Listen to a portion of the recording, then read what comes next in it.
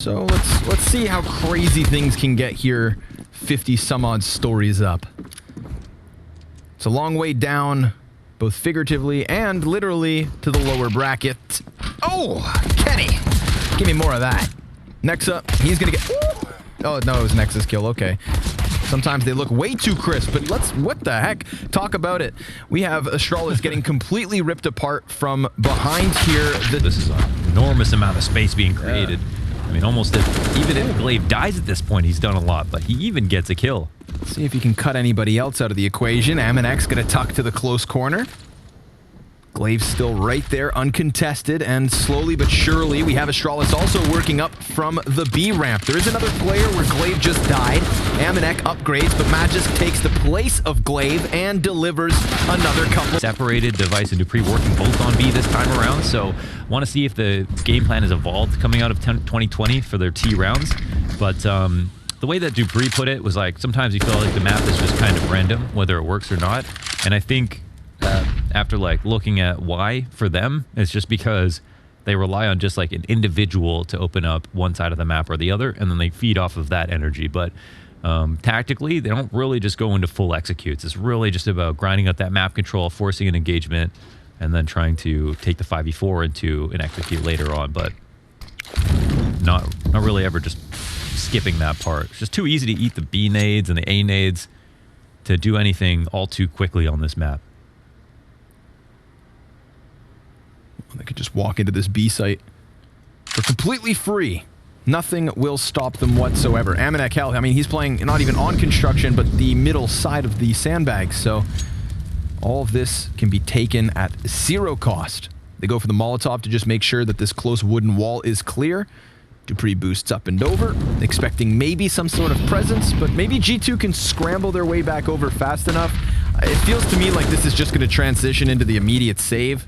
I mean, to see them lose these rifles, having such little utility for a retake and no kits, just let it slide and hope to make a round win in the 5th. You notice how Dupree jumped and then missed the jump? I wonder if he did that on purpose. In case there's someone sitting at the wood wall, because you're always going to see their head jumping. So if he misses the jump, then they spam and he's not sitting up on the boost. I wonder if he... Oh, maybe watch for that again in another default, see if he tries it. But, of course, you do give away the audio cue. But on the plus side, they find an empty site. And nobody responding to his presence. Nope, just that one kill versus Aminek. Thought he could maybe peek through elevator, and oh, is he wrong. Stick. For the local newspaper. He just wants an interview. This is going to be more of the same? Yeah, I guess so. There's no one here, so... Okay, let's see if he misses that jump again. Or I guess here they're going... Yeah, they do. They do. Oh, they do it just to get the... Oh, just to get up. But I think what was different last time was he stayed crouched underneath so that... So it didn't make a sound. But I don't know if the other guy just didn't uncrouch. So we don't know. Well... That's it. Groundhog Day. Exciting game, huh? What's going on here? You still like Vertigo? Yeah. Well, at least there hasn't been smoke spam. Oh, it's coming. Yeah, that's on the other side of the map. When they finally go to the A site, that's what we'll get. If there's no smoke spam, something's wrong, for sure. Oh, Vertigo. It's a love-hate relationship. As a troll, or maybe just for real, they should just finish the construction. Let's see what the final product looks like. Right? I mean, that's the beauty of Vertigo. It would be such an easy map to make changes to. Yeah. It could be slowly constructed. Eventually, it'll be 53 floors. That'd be sweet. Yeah, and then they can have a half-built 53rd floor. Take the building down a few floors, and take Astralis down a few pegs, as Nexa will throw himself at the bottom of the B steps to get this opening kill. Finally, a little bit of resistance coming through from G2. Oh, but he gets caught. Smoke spam. Glaive catching him on the retreat. Did he see him? I don't think so. Couldn't have seen him at all, right? Look at that smoke, man. That's a full smoke. We know what Glaive does with smoke. Doesn't 3 Cs. Doesn't care about smokes. Okay, we'll wrap up the stairs. Still 2 CTs here to fight. And okay, they smartly retreat. They even drop a smoke as well. That was very close. But Yeah, this approach fails. Could have turned into a full-on B hit, but instead they push for a position at mid at least. niko's got this far back angle, but... Or is that... Sorry, is that Hunter? I'm not even sure. Oh, it's niko's over on the A site. Hunter's just behind him. Basically on top of one another. Hunter's going to be the front runner. And niko's going to hang on to the blue boxes. Hunter plays next to the crane, inside of the smoke. NaVi gets a kill elsewhere on the map, so it is very much this three-man cohort you see on your screen for the Thieves. Astralis being cut down one after another. There is an answer from Magisk, but he loses so much HP in the process that things are looking tricky. And Amanek all the while getting closer step by step. Fake plant from Magisk draws out Kenny into the kill. G2 making this a focal point of their game plan. The only issue is the amount of resources. They're giving up 2 players to spot this. Hunter takes a little bit too much damage there. And yeah, Nex is still around. They're starting to make a decision to come back towards B. God, this is such a good call. Look at the timing on this. Leaves just in time. dupreeh, hell of a headshot, and can't quite catch the second. Nexa gonna stand his ground a little bit. 40 HP, and he does significant damage into Glaive, where Kenny then cleans up shop. Re-peeks around the side of green. He's got utility trickling in, making him feel a bit uncomfortable. Drops the frag on the dead body of Glaive. Little tidbit of damage, but oh, he's nice, fast. Kenny. He is fast. Good angle just on the side of the green box. Device blocks off that line of sight and has to plant this bomb. He's hoping Magisk can run up fast enough to try and help him, because he's already taking damage, but Device pops up over the orange boxes. niko is right there on the side of the wall, but Device hangs on for now. Magisk now in position. Takes that front runner slot, lets Device fall back, put a little bit more distance between him and the bomb, and the retake is coming in strong. It's going to be a run boost. Hunter thrown past the scope, and it works, but oh, the collateral from Magisk falls onto Kenny. He's on top of the bomb. Time's ticking quick, and Magisk, he's got this in the bag. Astralis with the 1-round lead. Oh, with the clothesline. Kenny gets away, headshot with the USP, but he won't be able to... Some competition at mid. The rotations are going to be hasty over towards mid, and it looks like they don't realize he was spotted as well. He just comes back into the fight, calls for his teammates to come and help him, and even goes out for some more. Solid play from Nexa there. I love the fact that he gives chase into that mid play. You could see him on the retreat. Could not escape the death, and bomb on top of it. So all 3 of the players towards middle picked apart by Nexa and niko. I think if we do it mic'd up for this game, that would be a cool one to hear from him and his teammates, what the information was and how he called it. The approach was just perfect. Kenny goes for a timing shot. Gets drilled through the yellow, but he doesn't die. And they have the bomb. Yeah. So I thought of a way to play it. Tough crossfire. Kenny's on that angle. niko's ready to wide swing. Wow, they're going for the double deuce. They got the retake smoke here. This is going to put a lot of pressure on the T's to get out of there. CTs stay alive. There's some good damage. But I don't know who I'd rather be right now, because we cross a minute, and the T's might be a bit stirred up about the fact that they got pushed out of this position with that re-smoke. You see G2 moving towards the A site fast enough. Whether or not Astralis knew there was 2 players on that position, man, I think they get extra bang for their buck from that frag grenade. That is the reason that half of G2's players are so low. Molly here at the feet of the sandbags, extinguished by Hunter. niko can hang on to his smoke in case that next Molotov also is destined for him. But dupreeh with a bit of a curveball. Pickup kill on Amanek. Nexa back of the B bomb site, playing from quad. Not the best position, but if he just keeps his face in it, then he has backs turned. He's spotted. Oh. Yeah, Magisk finding him over the side of it. Kenny S. Op shot. Bomb plant from dupreeh, but Hunter, he's helping out, and there's no plant because he comes off of it. Now there's only 8 seconds, and this means Device has to stick the plant or come in with these kills. And niko, he just has to stay alive. He just has... It's all in the hands, baby. Mr. Mime right there.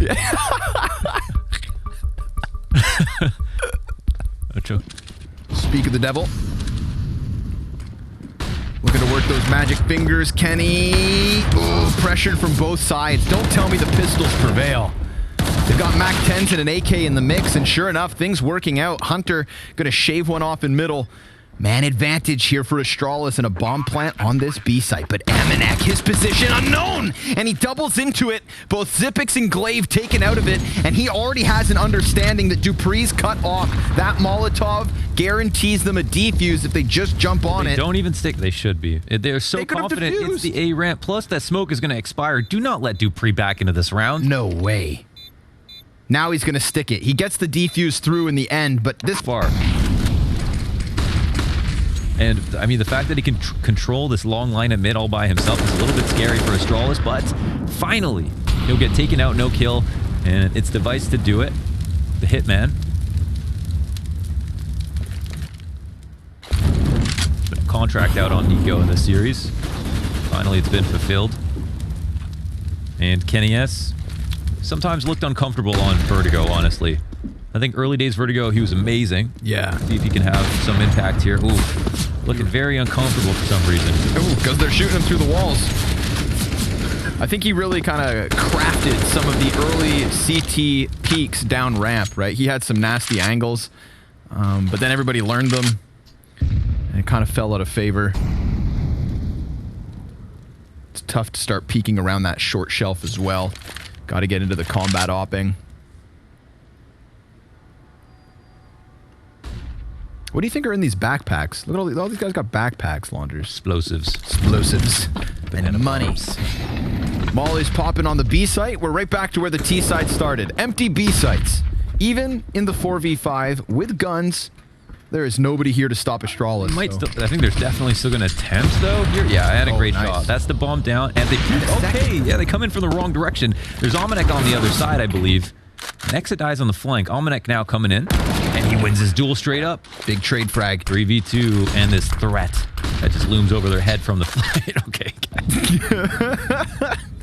Trying to take this seriously on that. Device, he's going to keep it serious because he needs to create space for the post plant. And Kenny, a single shot will take him, but the USP gets the better of it. 5 health on Kenny S, who did a great job of chewing up those little angles. And Kenny S now on top of the bomb. He's going to stick this defuse. Zipix not peeking down to the... Again, we get that early A presence and smoke grenades exchanged. There's already a little group of Astralis players feeling out the B steps. And there's only one player in position to defend this. It's Amanek. He throws an incendiary down at the feet of the B players, and that actually has them kind of scattered. This position's been called out by Astralis, though, previously with grenades. We saw like 100 damage done between the 2 CT standing here, and that's definitely a threat. Imagine they open up the site with utility, but instead, it's going to be the duel given towards Device and Zipix. Kenny S looking to trade back with his op, but he just unscoped as the chance was his. Does hit the shot regardless. They're so invested on A ramp. They don't have any info mid. They don't get the first trade on the ramp as well. So even though it's coming towards A, they're going to be a bit scared of this. But here, oh, what? What a headshot. Zipix follows up. And now he's finding his impact here in the waning round of this first half. Device focused towards short shelf. And there's Nexa. These offers are just getting their heads taken straight off. And Nexa's kills, these are crucial. Buys time for Amanek to get over, but the bomb just ejected back down ramp. They could straight up leave. Well, Dupree's flanking. Full B control here for Astralis. Yeah, it's open now, but they kind of have to run. Now the CTs can come barreling back, which means the footsteps will actually not work in their favor, especially with the amount of time left on the clock. And this is a freebie for Dupree. It seems like, man, it came close. Amanek almost winning that, but this is the bomb getting planted now, 1v3, and this pass. Fortunately, it's just what you got to do to win. But Astralis found a way to get a cool half out of not doing that. Ooh, nice flash. Dupree, he actually makes the most of that. He was just caught jumping beyond the Glock shots. Nexa will trade. So we've got G2 trying to fight their way tooth and nail up this B ramp, but everybody from the CT side is now in position. And there's still more than a minute to play. Let's not get crazy, boys. Sit back and just wait until Astralis unravel this stack on their own. Yeah, they've got to be suspicious about A. And of course, there's just, you can still push down to deep A or out to mid, but it's just less likely on this map. There's more respect in that regard. So sometimes sitting and waiting or rotating back, it's fine. You don't really feel as the need as much to like go out and clear every single angle. It's a lot scarier to big flank on Vertigo than most other maps. So let's see what's going to happen now. Next takes a spot of damage. He's okay to show face. He was here earlier. And he's got a USP, which means, you know, one good shot, and he could really open this whole round up again. Looks like they're going to commit over towards B. And niko lurking out towards mid is interesting. Might even be a position where he wants to almost duel first. I don't know. He's going to come in a bit later, it looks like. Pops up, still sees nothing, but, I mean, that's very much a ruse. A run boost? Okay. Throws him into the middle of the site, tries to challenge Device, and it's Magis coming back to save it. What a weird situation. There to watch here. He does a hell of a lot. Maximizes every second. And again, sometimes an entry, sometimes a lurk. Here it looks like it's a B focus again. Interesting. Stuff seems to have changed a little bit. Molly down. That's going to kind of frazzle them. They have to smoke it out, and I love the fact that Astralis try to apply that weapon pressure at the same time, but MNX ready for the peak. Still, tons of damage done. That, unarguable. It's a matter of getting the second kill on the bomb site. We can see Magisk starting to flirt through the CT spawn. That Molly should bank on to the corner, but there's nobody there. dupreeh can still afford to hold this position. More utility being thrown, but none of it on the money. None of it to counter dupreeh. We've got the boost up behind the wooden wall. A second player coming upwards as well. But Device, he gets closer step by step, and he takes Hunter off the bottom of the totem pole. This draws players back, but Amanek, in the meantime, can still move forward. Either they chop their way down into the bomb site, or they get wrecked in the pinch. And kennyS's trade kill gives them 20 seconds to somehow get this bomb down. Xyp9x takes position inside the site. Remember, 2 T's low, incredibly so. One of which now removed. Kenny's killed, but still they walk forward, and they expect Device on the flank. However, he's here on construction, and it's spotted, but he can't stop it. Device in a, ooh, wow, high pressure situation. Doesn't look at the smoke. Thought they'd start wrapping around the ramp instead. He loses his head.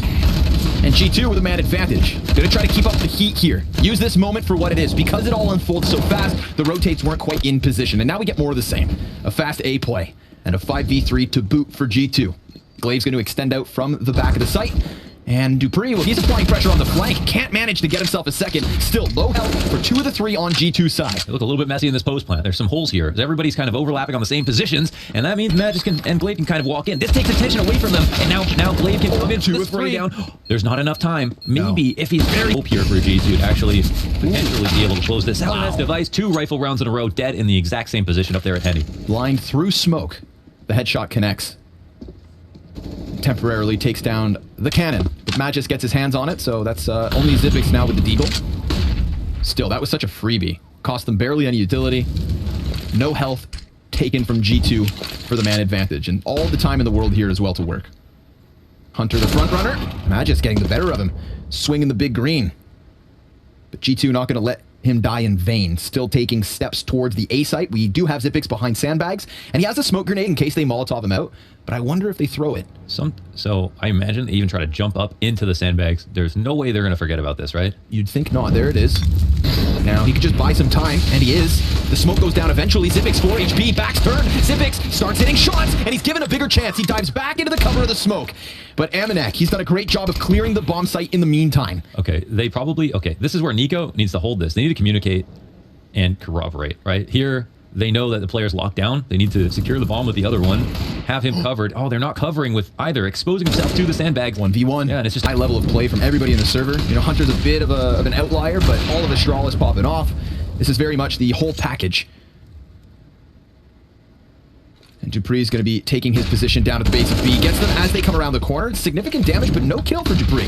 Flashbang over top of the site. Glaive next at bat. Quickly sweeps Amanek and Nexa under the rug with Magisk by his side. And then they're met by Molotovs. So tough spot for G2 to be in. Again, just the comfort here on this map. Very strong CT side from Astralis. A near impenetrable half thus far. kennyS, poor kennyS. 30 HP to work with. 1 versus 4 ahead of him. Of the 6 rounds that we've seen from Astralis' CT side, only 1 by way of retake. It's just been a shutdown on all fronts, really. Yeah, I think, this is the most clean round that we're going to see one here from Astralis, like, versus a full-on rush up into the B stairs. And this is where it feels like G2 are just kind of releasing the tension a little bit. And like, okay, we need to try something, a change of pace. They did go for a fast A ramp hit and win. One of the few rounds they've won in this half. But now they turn their attention late towards B after losing a few defaults. It's just a bit too easy for Astralis. And dupreeh's damage, while he doesn't get a kill, is very considerable. Softens up the 2 other targets that come in. kennyS scoops one out of the sky. Gets spotted, 15 seconds left. There are some threats coming around the corner soon. But yeah, it's hard to say that this off alone is going to save the day for them in the next round. If finally the rematch, I think the #1 thing I was looking for coming into 2021. Here's the opening kill again for Glaive. When it rains, it pours. Device has stopped dying early on. He's gotten the kills. Glaive is now joining him. for a high opening kill percentage even gets niko, and it's 5v3 already.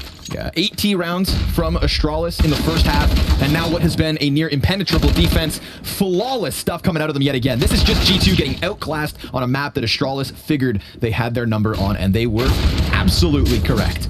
Amanek and Hunter going to try and salvage what they can towards this A site, but because of Device's utility, it buys time for the rotate. There are flanks coming through from Astralis. They can smell blood in the water, and they look to chomp down on what's left of G2. But Hunter, he got a frag kill over towards the A site, working with the MP5. 50 seconds left on the clock, completely outgunned and outnumbered. Dupree, a moment's notice, could swing out for the